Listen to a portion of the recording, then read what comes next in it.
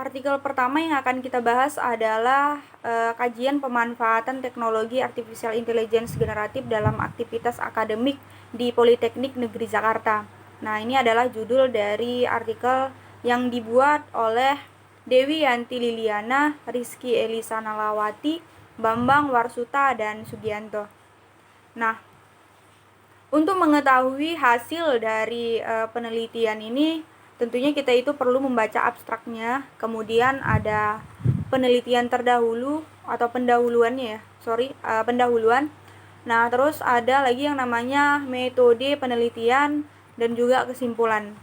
Nah, pada abstrak di sini itu perkembangan teknologi AI generatif itu seperti ChatGPT. Nah, tentunya kita sudah tidak asing lagi dengan yang namanya ChatGPT ya.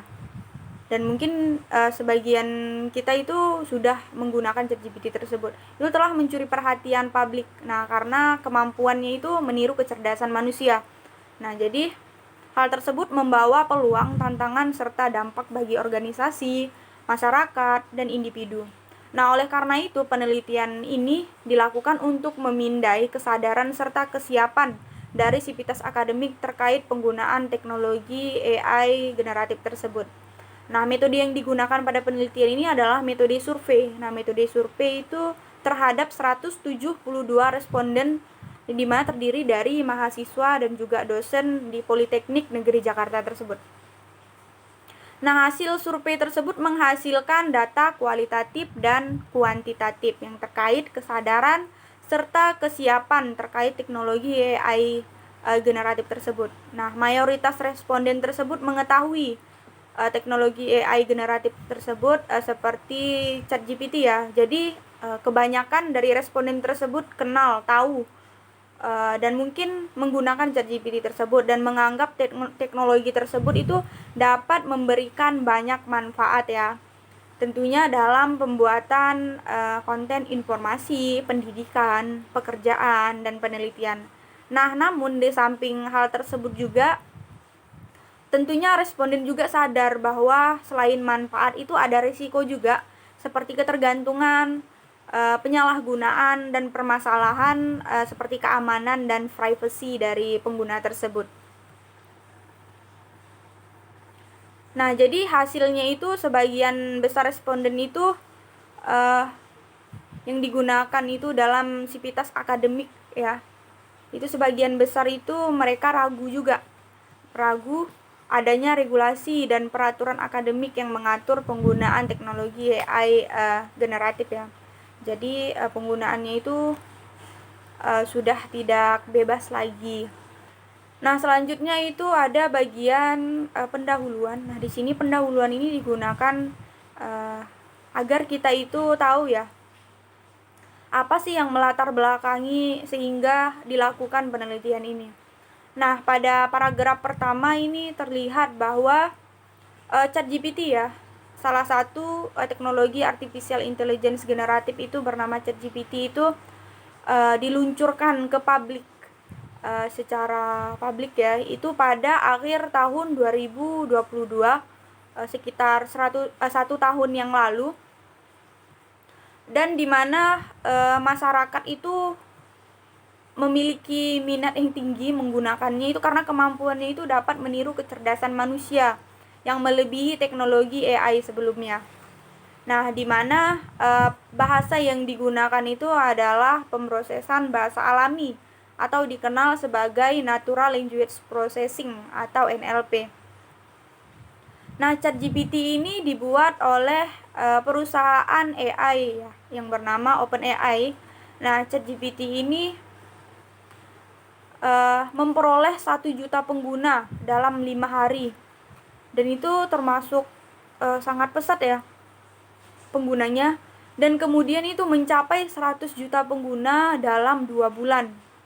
2 bulan aja sudah 100 juta, apalagi sekarang udah 1 tahun ya, kurang lebih 1 tahun itu udah digunakan, itu mungkin sudah miliaran ya mungkin.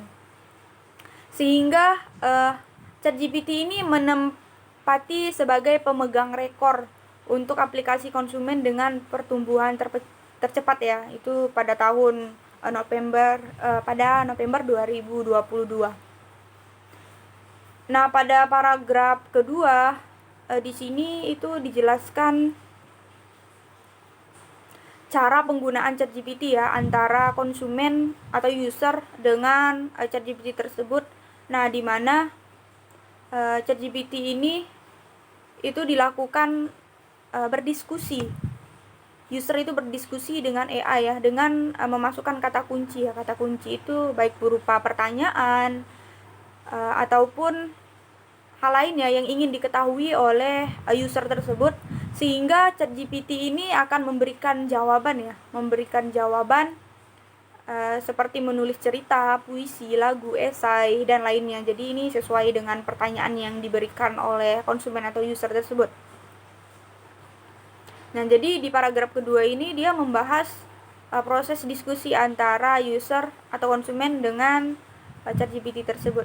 Nah, paragraf ketiga ini itu menjelaskan bahwa penggunaan ChatGPT ini bukan cuma di kalangan mahasiswa dengan dosen aja. Nah, di sini dia itu sudah digunakan mulai dari SD, SMP, SMA, sampai perguruan tinggi dan profesional. Nah, jadi sudah semua di bidang akademik ya menggunakan ChatGPT ini. Kemudian di paragraf selanjutnya itu menjelaskan bahwa ChatGPT ini tentunya dia menjawabnya itu tidak berdasarkan pengetahuannya sendiri ya, karena tentunya ChatGPT ini cara berpikirnya itu beda dengan manusia, sehingga tingkat plagiatnya itu tinggi. Nah, di sini dikategorikan ChatGPT ini dikategorikan sebagai plagiarisme berteknologi tinggi. Nah, karena ChatGPT ini menjawab pertanyaan user atau konsumen itu berdasarkan data-data yang telah ada, dan tentunya data-data yang telah ada ini sudah dipublikasikan, sudah dipublish secara umum ya, dan sudah dikonsumsi sebelumnya oleh masyarakat, sehingga tingkat plagiatnya tentunya lebih tinggi. Nah, di paragraf selanjutnya itu membahas kemampuan yang terbatas berdasarkan di bidang pendidikan pemanfaatan.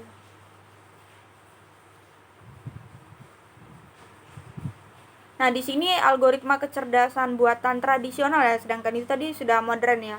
Itu dia membutuhkan data terstruktur dengan pembuatan model dan pemrosesan informasi.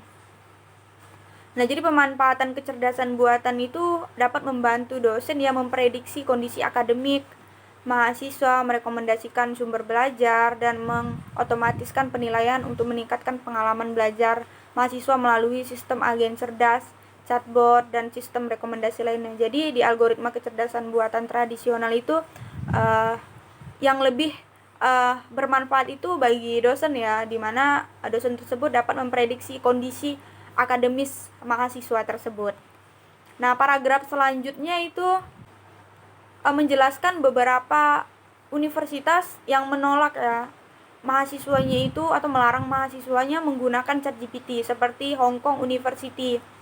Nah, itu mereka melarang mahasiswanya menggunakan ChatGPT dalam penyelesaian tugas ataupun penelitian atau pekerjaan lainnya. Nah, selain dari Hong Kong University, ada juga pemerintah India itu melarang pengguna ChatGPT untuk ujian siswa. Dari Korea Selatan itu sudah mendiskusikan terhadap pusat riset AI ya, bagaimana mengembangkan tools untuk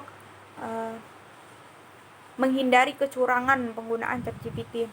Nah, sementara di Indonesia penerapan ChatGPT itu masih diterima ya secara terbuka, karena masyarakat Indonesia menganggap bahwa teknologi baru ini sangat bermanfaat gitu bagi khususnya itu di pendidikan.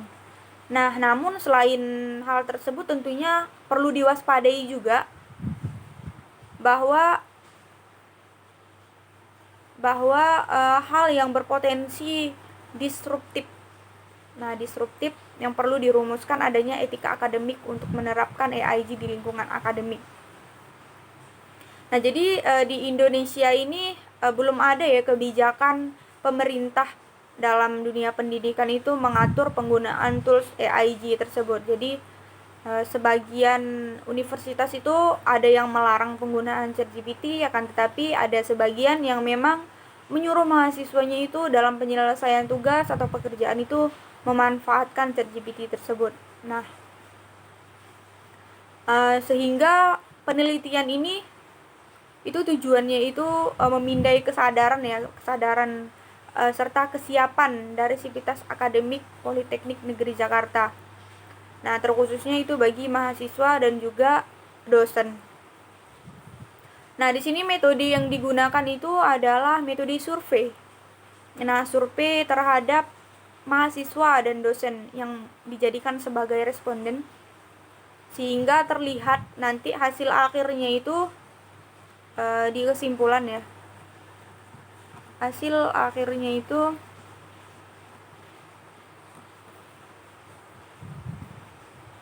Nah, di sini hasil akhirnya itu bahwa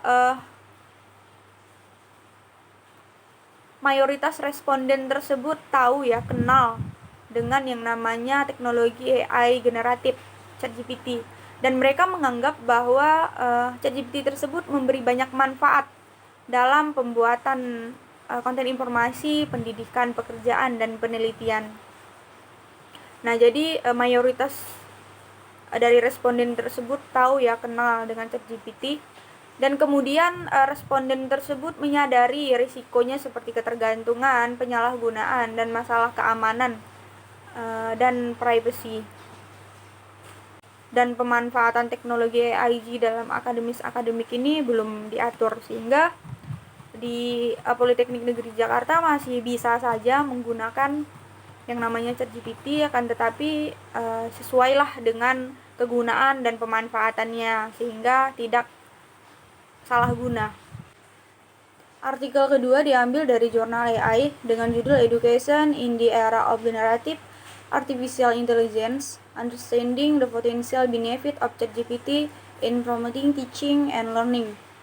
Nah, jadi artikel yang kedua ini dia akan membahas bagaimana sih pemanfaatan dari ChatGPT tersebut dalam mempromosikan pengajaran dan pembelajaran.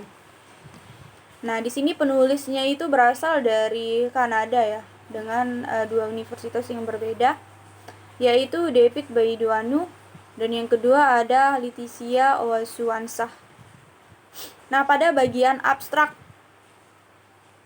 Nah, di abstrak ini terlihat bahwa ChatGPT ini dipublish itu mulai pada 30 November 2022 dengan pengguna itu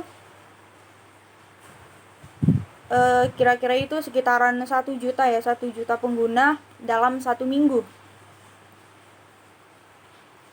Sehingga ChatGPT ini membuat dunia terkejut karena kemampuannya itu dapat menyelesaikan permasalahan atau tugas-tugas yang kompleks. Nah, karena kemampuannya itu dapat menyelesaikan tugas yang kompleks sehingga membuat para education atau para pendidik itu memiliki perasaan yang mixed feelings atau campur aduk ya. Nah, pada bagian pendahuluan, nah di sini terlihat bahwa pada abad ke-21 itu telah mengalami perubahan landscape di practice education, jadi di dunia pendidikan ya. Nah, itu karena disebabkan kemajuan dari teknologi tersebut. Nah, kemajuan recent progress and expansion in machine learning. Nah, kemajuan dan perluasan dalam pembelajaran mesin atau machine learning ya. Machine learning baru-baru ini ya. Itu telah menghasilkan teknologi yang inovatif. Teknologi yang inovatif itu yang lebih canggih, dalam pembuatan